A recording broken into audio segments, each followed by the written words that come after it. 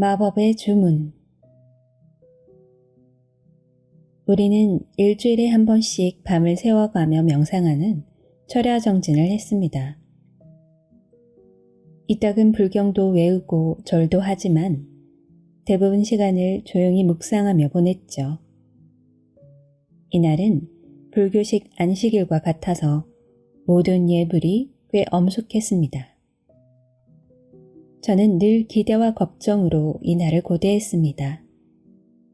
밤의 고요 속에서 묵상에 몰두하는 순간에만 느낄 수 있는 기쁨이 있었기에 기대하고 밤새 내내 깨어있는 것이 너무도 힘들었기에 걱정했습니다.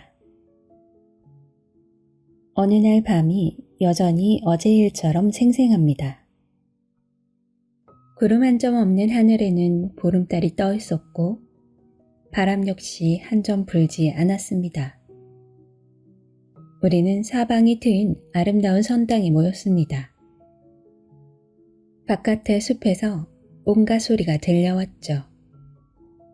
새들이 지저귀고 곤충들이 날아다니고 짐승들이 낙엽을 밟으며 지나갔습니다. 여느 때처럼 향 사르는 냄새와 호랑이 연고 냄새가 은은히 코를 스쳤죠. 연꽃으로 아름답게 장식된 선당을 수백 개의 촛불이 밝혔습니다. 3m에 달하는 거대한 황동, 불상 두 좌가 우리를 내려다보고 있었습니다. 철야정진이 열리기 전날 30명의 승려들이 브라소 광택제로 꼼꼼하게 윤을 내어서 불상은 은은한 촛불빛에도 황금처럼 반짝거렸죠. 선당은 시간이 갈수록 승려와 신도로 가득 찼습니다. 마침내 150명 정도가 가부좌를 틀고 앉아 좌선에 들어갔습니다. 적어도 149명은 분명히 명상을 했을 겁니다. 하지만 제게 철야정진은 굴욕을 견디는 수행이나 다름없었습니다. 수마가 덮쳐오면 졸지 않고 버티는 게 거의 불가능했어요. 물론 노력하지 않았던 건 아닙니다. 그러나 아무리 애를 써도 저는 야간에 항해하는 배처럼 앞뒤로 좌우로 계속 흔들렸습니다. 우습지 않습니까? 저는 어쩌면 바로 이 순간을 위해 너무나 많은 것을 포기했습니다. 전도 유명한 직장을 그만두었고 재산을 다 나눠주었으며 사랑하는 사람들을 떠나 머나먼 땅으로 왔습니다. 순전히 태국의 숲속에서 수행하는 승려가 되려는 목적으로 말입니다. 그런데 정작 승려가 해야 하는 그 일, 깨어있는 시간 대부분을 들여 몰입하는 수행을 저는 좀처럼 제대로 해내지 못하는 것 같았습니다.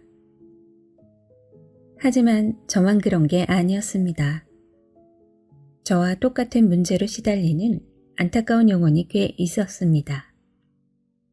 특히 미국에서 온 승려 한 명은 이 문제에 대해 저보다 더 절박하게 고민했던 게 분명합니다. 철야정진을 하던 어느 날 그는 자신의 오두막에 가서 기다란 천을 들고 돌아왔습니다. 그런 다음 선당 뒤쪽 기둥으로 가더니 그 천을 벽걸이 선풍기 몸체에 감았죠. 그는 천에 흘러내린 부분에 작은 고리를 만든 다음 서 있는 자세로 명상하다 넘어지지 않도록 고리에 머리를 집어넣었습니다. 정기적으로 방문하는 신도 가운데 아주 고상하고 사랑스러운 노부인이 있었습니다. 노부인은 80을 넘긴 나이인데도 철야정진에 한 번도 빠지지 않았습니다. 백발은 틀어올려 쪽을 졌고 동그스름하고 온화한 얼굴은 늘 환하게 빛났습니다. 반쯤은 극락기에 도달한 듯 보였죠. 놀랍게도 노부인은 늘 철야정진을 끝까지 수행했습니다. 빗자루처럼 꼿꼿한 자세를 유지하는데도 전혀 불편하거나 경직된 것처럼 보이지 않았습니다. 그날 밤 어느 시점에 노부인이 화장실에 가려고 우리를 지나쳐 갔습니다. 다시 돌아왔을 때 노부인은 우리를 잠시 살피더니 선당 앞쪽으로 걸어가더군요. 그리고 주지 스님 앞에 무릎을 꿇고 앉았습니다. 명상하는 사람을 방해하는 것은 예의의 어긋나므로 노부인의 행동은 대단히 이례적이었습니다. 어쨌든 노부인은 주지 스님에게 나직한 목소리로 말했습니다. 방해해서 죄송합니다, 스님. 하지만 저도 어쩔 수 없어서요. 저 뒤쪽에서 미국인 스님이 목을 매려고 하거든요. 다시 150명가량의 신도가 철야정진을 하던 날로 돌아가서 다행스럽게도 자정 무렵에 잠이 달아날 일이 생겼습니다. 미국에서 재즈 피아니스트로 활동했다고 들었던 삼이승 한 사람이 알루미늄 냄비를 몇 개 들고 선당으로 왔습니다. 그는 지난 1시간 동안 다른 삼이승 몇 명과 함께 공들여 달고 진한 커피를 준비했던 것이죠. 아름답고 바람이 잘 통하는 선당에 가부좌를 틀고 앉아있던 나머지 20명 정도 되는 승려는 커피를 받아들고 성수라도 되는 양 경건히 마셨습니다. 커피를 이렇게 잘 타는 걸 보니 저 삼이승은 분명히 언젠가 성불할 것이라고 농담을 나누었습니다. 마침내 스승님이 그날의 설법을 전하려고 선당 앞쪽으로 걸어 나왔습니다. 제가 첫 번째로 모신 주지 스님인 아잔 파사노 스님은 그때 이미 태국을 떠나 미국에서 새로운 사원을 연 뒤였습니다. 뒤이어 주지를 맡은 분은 아잔 자야사로 스님이었는데 전임자 못지않게 존경받았죠. 스님은 가부좌를 틀고 앉아 황토색 승복을 단정하게 정돈했습니다. 마음이 바다처럼 넓고 정신이 칼날처럼 예리해서 부드러움과 강인함을 두루 갖춘 분이었습니다. 선당에 모인 승려와 신도들은 모두 눈과 귀를 활짝 열고 스님의 말씀에 집중했습니다. 아잔 자야사로 스님은 영국인이었지만 어느 나라 말을 사용해도 언변이 뛰어난 분이었죠. 그날 밤에도 뜻밖의 말로 우리 마음을 사로잡았습니다. 오늘 밤엔 여러분에게 마법의 주문을 알려드리고자 합니다. 다들 깜짝 놀랐습니다. 숲속 사원에서는 전통적으로 마법과 신비주의를 멀리하니까요. 제가 속한 종파는 그런 것들에는 아무런 가치도 없다고 말합니다. 그렇지만 아잔 자야사로 스님은 유창한 태국어로 차분하게 말을 이어나갔습니다. 갈등의 싹이 트려고 할 때, 누군가와 맞서게 될 때, 이 주문을 마음속으로 3번만 반복하세요. 어떤 언어로든 진심으로 3번만 되낸다면 여러분의 근심은 여름날 아침 풀밭에 맺힌 이슬처럼 사라질 것입니다. 우리는 모두 스님의 손바닥 안에 있었죠. 잠시 침묵이 흘렀습니다. 다들 숨지기고 스님의 다음 말을 기다렸죠. 스님은 몸을 살짝 내밀더니 극적인 효과를 내려고 한 번 더 뜸을 들인 뒤 입을 열었습니다. 자, 다들 그 주문이 뭔지 궁금하시죠? 바로 알려드리겠습니다. 내가 틀릴 수 있습니다. 내가 틀릴 수 있습니다. 내가 틀릴 수 있습니다. 그 뒤로 20년이라는 세월이 흘렀지만 저는 그 주문을 들려주던 스님의 목소리를 지금도 생생하게 기억합니다. 뇌가 분석하기도 전에 몸이 먼저 진실을 인식하고 반응할 때의 기분을 다들 알 겁니다. 그런 말은 여러분의 몸과 마음에 새겨져 절대 사라지지 않죠.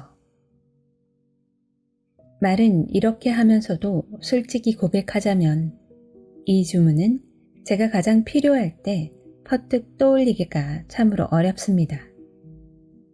하지만 일단 떠올리면 언제나 확실한 효과를 발휘하죠.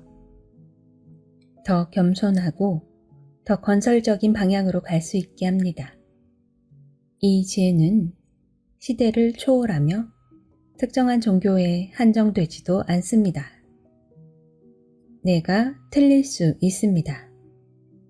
참으로 단순하고 명쾌한 진실이지만 우리는 너무나 쉽게 잊어버립니다. 예전에 한 강연에서 이 마법 주문에 얽힌 이야기를 들려주었습니다. 그 강연엔 마침 제 아내인 엘리사베트도 참석했었죠. 다음날 아침, 우리는 아침 식사를 하면서 가볍게 언쟁을 벌였습니다. 제 아내는 고집센 4살박이 꼬마가 사는데 이 꼬마는 사소한 일로 불쑥 튀어나오곤 합니다. 흥분하거나 괴로워해봤자 별 소용이 없는데도 그 순간에 참지 못하고 화를 터뜨려요. 정당한 근거가 없다는 사실을 알면서도 일단 우기고 봅니다. 아차 싶었을 땐 이미 늦었죠. 고맙게도 제 아내는 저보다 더 침착하고 감정적으로 성숙한 사람입니다. 그래서 그날 아침에도 4살박이 꼬마를 상대로 유머 감각을 잃지 않고 침착하게 말했습니다. 비온, 당신이 어제 강연에서 말했던 그 주문 말인데 지금이 그 주문을 사용할 적기 아닐까? 그러자 식탁 건너편의 4살박이 꼬마가 아랫입술을 삐죽 내밀고서 이렇게 말했죠. 아니, 난 지금 다른 주문을 사용할 거야. 당신이 틀릴 수 있습니다. 지금의 제 이야기에는 반쯤 농담이 섞인 것도 맞습니다. 이 주문의 사고방식이 지나치게 단순하다고 느낀다면 그것 또한 이해합니다.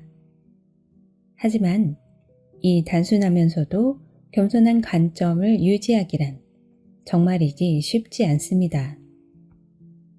특히 흥분한 상태에서라면 더욱 그렇습니다. 이 지구상에서 의례적인 말이 아니라 진심으로 내가 틀릴 수 있다라고 쉽사리 인정하는 자아를 과연 단 한 사람이라도 찾을 수 있을까요? 아니요. 그렇다면 인간인 우리는 더 큰 존재에 자신이 틀릴 수도 있다고 항상 인식하는 더 큰 존재에 접근할 수 있을까요? 물론입니다. 대다수 사람이 대체로 자기가 틀릴 수 있다는 점을 기억한다면 세상이 어떻게 보일까요? 우리는 어떤 대화를 나눌 수 있을까요? 800년 전 페르시아의 이슬람교 신비주의자이자 위대한 시인인 루미는 이렇게 말했습니다. 악행과 선행이라는 개념 너머에 넓은 들판이 있다. 그곳에서 당신을 만날 것이다. 저는 점점 더 많은 사람이 그 들판을 그리고 그곳에서의 그 만남을 고대한다고 확신합니다. 훗날 태국을 떠나 영국의 어느 사원으로 옮겼을 때 저는 누군가와 사소한 일로 언쟁을 벌였던 적이 있습니다. 우리 훌륭한 아잔 수시토 주지 스님이 저를 물끄러미 바라보며 이렇게 말했습니다. 옳다는 것이 결코 핵심이 아니라네. 저도 그렇다는 것은 당연히 알고 있었습니다. 하지만 옳고 그름을 따져야만 하는 것은 제 안에, 우리 안에 거의 본능처럼 깊이 새겨져 있었던 것이죠. 다행히 처음부터 잘해야 한다는 법은 없습니다. 누구나 시행착오를 거칠 권리가 있어요. 인간은 본래 자신이 더 행복해지는 방향으로 살아가려는 습성이 있습니다. 그리고 내가 틀릴 수 있어. 내가 다 알지는 못해 라는 생각에 익숙해지는 것만큼이나 우리가 확실하게 행복해질 방법은 흔치 않습니다. 우리는 거의 무의식적으로 직감을 현실이라고 믿습니다. 주변에서 벌어지는 온갖 사건을 정확하게 해석할 수 있다고, 다 간파할 수 있다고 생각합니다. 어떤 상황이 옳은지 그른지, 좋은지 나쁜지를 판단하고 결정할 수 있다고 믿죠. 우리는 걸핏하면 삶이 우리가 원하는 방식대로, 우리가 계획한 방식대로 마땅히 흘러가야 한다고 생각합니다.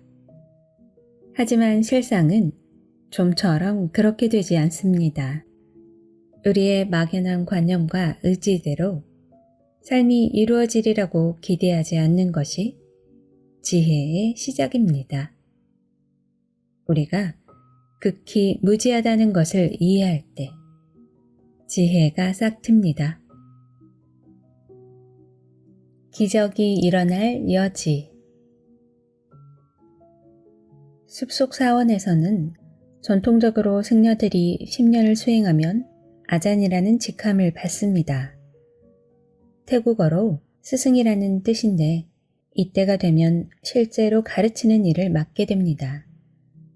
저도 영국에서 처음으로 주말에 도업을 이끌어 보라는 권유를 받았습니다. 주말이 되기 전날 밤 뱃속이 요란하게 뒤틀렸습니다. 뱀 2마리가 혈투라도 벌이는 모양이었습니다. 불안하고 초조해서 한숨도 못 잤죠. 도업을 시작하기 전에 저는 선당에 들어가 촛불과 향을 켰습니다.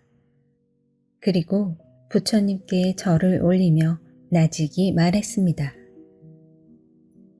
좋아요 부처님, 전 지금 몹시 지쳤습니다. 하지만 주말 내내 정신을 온전히 집중할 것입니다. 제가 하는 말은 저한테서 나오는 게 아니라 저를 통해서 나오는 것일 테니까요. 그렇죠? 저는 부처님의 침묵을 동의로 받아들였습니다. 그리고 도업을 무사히 이끌었죠.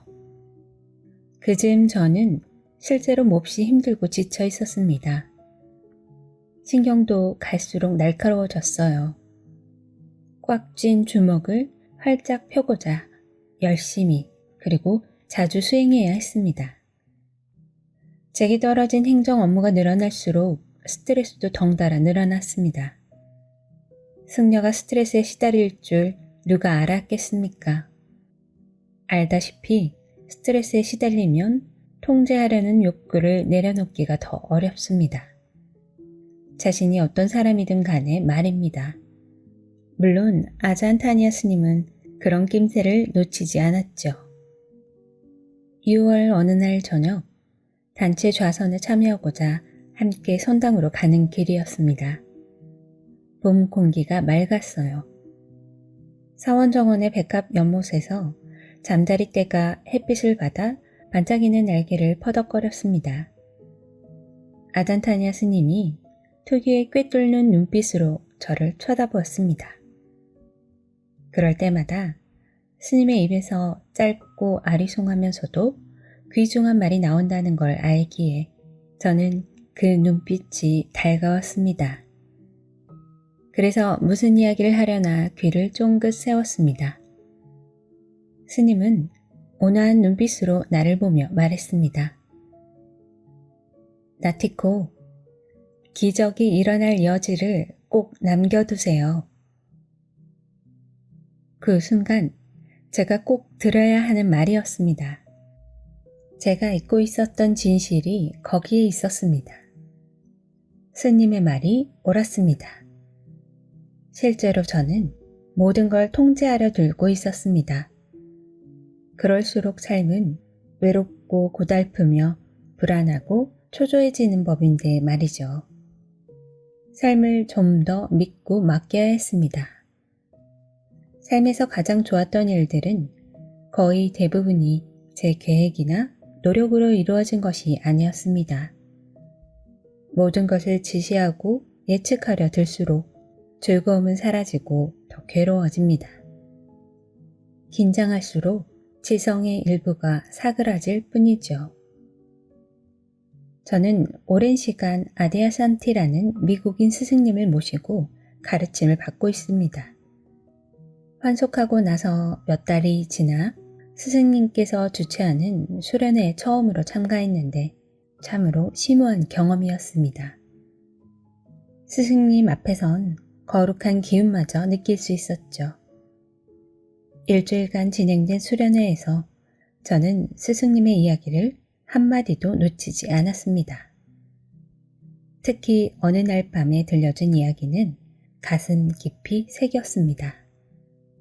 지금도 그 순간이 아주 선명하게 기억납니다.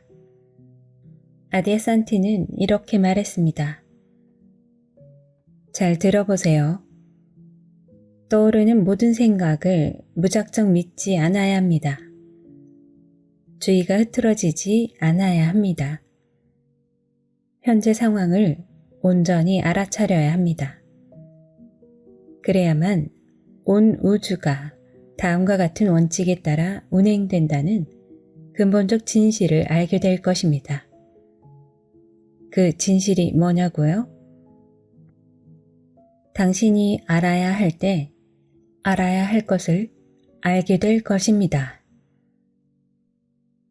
그 말이 옳다는 것을 확실하게 증명할 수는 없겠지만 옳다는데 저는 일말의 의심도 품지 않았습니다. 누군가는 쓸데없는 소리처럼 들린다고 할지도 모르겠지만 저는 이 말이 있는 그대로의 진실이라 생각합니다. 이 가르침을 들은 이래 저는 그대로 살고자 애써왔고 시간이 갈수록 그 깊이를 느낍니다. 그렇게 살고자 노력할 때 제 삶은 항상 더 나아졌고 때로는 훨씬 더 나아졌습니다. 아무렇게나 살라는 뜻이 아닙니다. 적절한 계획을 반드시 세워야 할 때조차 아무 계획도 세우지 말라는 뜻은 더더욱 아니죠. 우리가 어쩔 수 없는 것까지 불안해하는 대신 결국 모든 것이 순리대로 이루어질 것을 믿으며 사는 데 익숙해진다면 더 높은 차원의 자유와 지혜에 도달할 수 있다는 뜻입니다.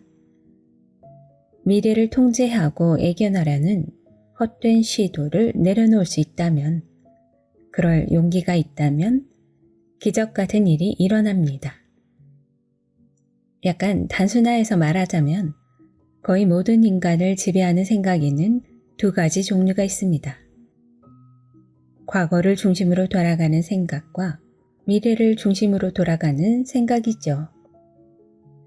이 두 가지는 대단히 매혹적이며 결국 같은 이름으로 불립니다. 바로 내 인생이라는 이름이죠. 이는 살아가는 내내 크고 무겁고 중요한 짐 두 개를 이고 다니는 것과 같습니다. 하나에는 과거에 관한 생각이 들어있고 다른 하나에는 미래에 관한 생각이 들어있습니다. 둘 다 멋지고 소중한 것들이 가득 든 짐입니다. 하지만 때로는 잠시 그 짐을 내려놓는다면 어떨까요? 인생에서 좀 더 가까이 당면한 순간, 바로 여기 지금 이 순간을 반갑게 맞아보는 겁니다. 짐은 어디 가지 않습니다. 언제든 원할 때 다시 집어들면 됩니다. 자기 인생에 대해 생각하는 것에 무슨 잘못이 있겠습니까?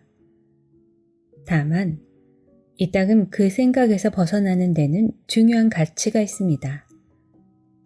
짐을 내려놓으세요. 그리고 편히 쉬세요. 푹 쉬고 나면 짐을 더 쉽게 들 수 있어요. 생각과 통제력을 내려놓기, 내면을 돌아보고 경청하기, 현재에 집중하기, 정기적으로 편안하게 쉬기, 신뢰하며 살기. 이 모든 것들은 서로 연결되어 있습니다. 모두 생각에 휘둘리는 대신 우리의 현실에 더 깊이 뿌리내린 소중한 것들을 탐지하는 일이지요. 생각이 거품처럼 이는 곳에서 등을 돌리는 일이라고 볼 수도 있겠습니다. 그 순간 이상하게도 우리의 생각은 더 가치를 띠게 되죠. 우리 안의 현명한 직관이 더 활발하게 움직이기 시작합니다. 가혹하게 들릴지 모르지만 이 과정을 통해서 생각의 질이 개선됩니다. 이번엔 미래라는 흥미로운 단어를 조금 더 살펴보도록 할까요? 그리고 미래에 일어나리라고 우리가 생각하는 일에 대해서도 살펴보도록 합시다. 미래에 관한 생각에 조심스럽게 접근하면 많은 것을 얻을 수 있습니다. 우리 머리가 미래에 대해서 들려주는 내용은 실제의 미래가 아닙니다. 기억과 경험에 기반을 둔 단편적인 그림이요, 스케치일 뿐이죠. 우리는 살아오면서 실제로 벌어진 일의 극히 일부분만 기억합니다. 게다가 그 기억은 격한 감정에 따라 형성되고 결정됩니다. 우리의 마음은 감정적으로 두드러졌던 일, 특히 어렵고 고통스러웠던 일을 기억하도록 프로그램이 짜여 있습니다. 지극히 자연스러운 일입니다. 그 덕분에 우리 선조는 사바나 초원에서 살아남고 번성할 수 있었습니다. 하지만 우리가 과거라고 부르는 것은 실제로 벌어졌던 일이 아닙니다. 흔히 감정적으로 격앙된 상황에서 선별한 단편적 조각에 불과합니다. 그런데도 그 조각들은 우리가 투영하는 미래를 위한 기초를 제공하고 우리가 상상하는 미래를 위한 토대가 됩니다. 그것은 미래가 아닙니다. 우리의 가정이고 추측일 뿐이죠. 확실히 무슨 일이 벌어질지는 아무도 모릅니다. 그 누구도요.